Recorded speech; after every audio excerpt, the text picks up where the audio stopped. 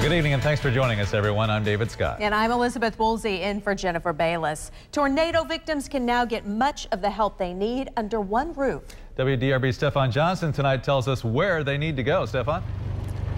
Well, good evening. We are standing in front of what's left of a garage and home here in Henryville. And with this much destruction still on the ground here, it's no surprise that people still need lots of help.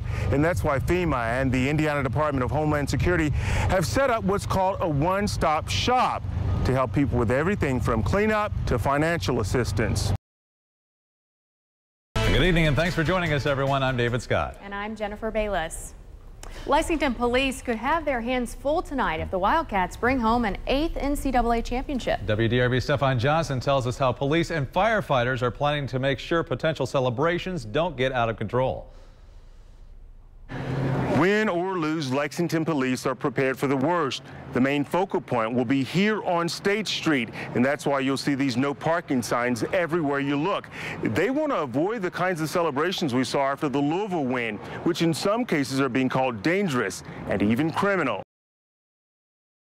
Good evening and thanks for joining us, everyone. I'm David Scott. And I'm Jennifer Bayless. A popular Charlestown High School teacher is fighting for her life tonight. And as WDRB's Stefan Johnson tells us, it's a tragedy that unfolded right in front of the school. Stefan. Well, he did.